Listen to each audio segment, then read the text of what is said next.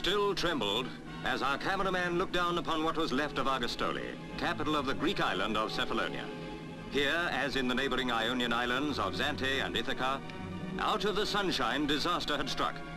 In the shadow and confusion of its passing were 10,000 homeless, 4,000 injured, and 1,000 dead.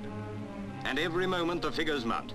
Further shocks on top of the first horror left a trail of devastation and fire. Early on the scene were men of HMS Gambia and Daring, with other units of the Mediterranean fleet coming up fast from Malta.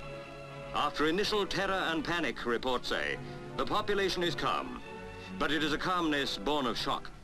Most of the survivors have made their way to the hills, and meanwhile the work of rescue and succor goes on, including supplies dropped by parachute.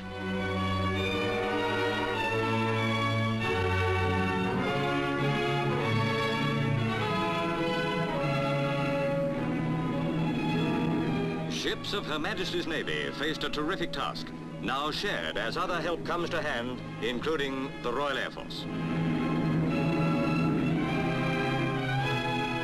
Clothing, medical supplies, bread for 5,000 daily. Such is the nature of the immediate demand.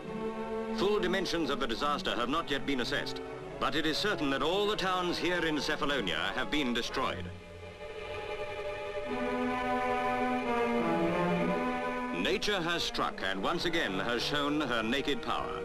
And once again in the face of calamity, men of many nations have shown their capacity for cooperating in the noble task of helping the victims. And while that work goes on, the sympathy of all is extended to the people of these stricken islands. Once peaceful in their sunshine, they lie beneath a pall of death. Death that came in its most horrifying form when their world collapsed about them.